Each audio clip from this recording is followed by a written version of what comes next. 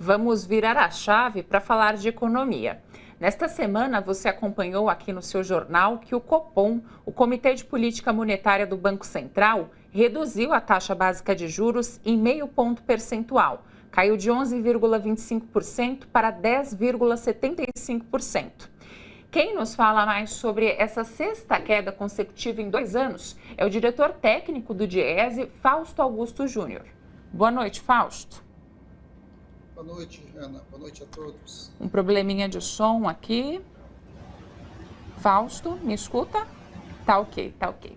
Fausto, essa queda em 0,5% tem algum impacto no emprego, no consumo, ou demora um pouco para sentir esse impacto? Bem, na verdade, nós já estamos sentindo o impacto desse conjunto de quedas sucessivas que vem acontecendo. Lembrando, essa é a sexta queda, e a cada movimento tem algumas questões que aparecem. Primeiro, quando a gente fala de queda na taxa de juros, uma questão fundamental é como que isso reduz o custo da dívida pública no Brasil. Então, tem um resultado direto nas contas públicas. Impacta diretamente também a remuneração das aplicações financeiras e etc. Isso coloca mais recursos na própria economia e reanima a economia. Quer dizer, você, de certo modo, é um motor para que aconteça investimento, que a economia real, de alguma forma, passe a avançar. Isso significa diretamente emprego, normalmente aí nesse ciclo de redução de taxa de juros. E no passo seguinte, que isso envolve o conjunto das famílias, a redução também impacta o custo do crédito. Isso, a redução ajuda que o dinheiro passe a circular melhor, circular mais fácil, ou seja, tenha mais disponibilidade para o consumo.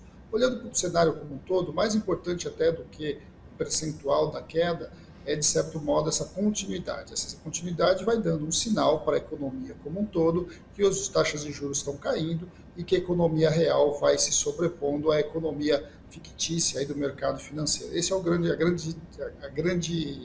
recado desse conjunto de quedas da taxa de juros que estão acontecendo.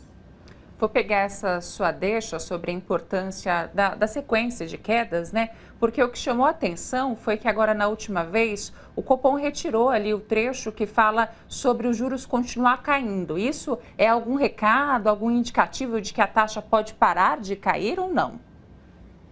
Bem, acho que isso é uma questão que a gente vai assistir nos próximos capítulos. A gente espera que sim, que a taxa de juros continue caindo. Há espaço muito claro do ponto de vista do controle inflacionário, você olhar para a economia real, tudo indica que sim, a taxa pode continuar caindo, até porque o Brasil mantém ainda, está ali lá em cima, né, que é a segunda maior taxa real do mundo e que de alguma forma precisa se reduzir ainda mais. Agora, a forma como o Banco Central vem se comunicando com a economia em geral, a gente sabe que ele é um caminho mais alongado, né? Ele simplesmente retirou esse pedaço. Agora nós vamos ter que ver o próximo reunião do Copom, que a gente espera que tenha uma nova queda, e de certo modo o recado que ele está dando é que ele continua monitorando os indicadores, que de alguma forma, para nós, significa que a gente tem que continuar pressionando para que essa queda continue, até porque a economia real, de fato, tem espaço para que a gente possa reduzir mais a taxa de juros.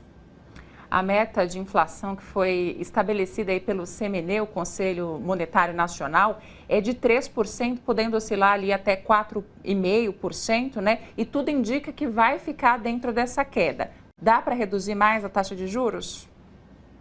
Não há a menor dúvida, né? É só a gente olhar as previsões de inflação, o ciclo inflacionário, tudo diz que sim, você tem um espaço bastante razoável para a continuidade da redução da taxa de juros.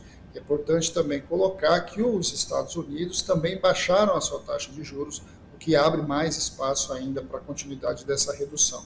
Agora, é claro que nós sabemos que aí tem uma grande disputa de pressão, de projeto, e que de alguma forma a continuidade da redução da taxa de juros vai envolver muito mais uma discussão política, em especial no segundo semestre, do que propriamente a análise técnica, muitas vezes, que aparece.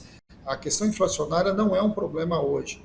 O problema hoje no Brasil é a gente avançar para um padrão de crescimento superior ao que a gente assistiu já nos anos anteriores, na média histórica, e principalmente a gente olhar para o futuro a partir de uma ideia que o Brasil precisa crescer muito acima dos 2% para resolver boa parte dos seus problemas sociais. Então, esse é o nosso desafio, retirar recursos do setor financeiro, colocar ele na economia real. Isso não é só uma discussão técnica, é, antes de mais nada, uma discussão política, e por isso os espaços de pressão precisam continuar. A pressão sobre o Banco Central para que a taxa de juros continue caindo é fundamental.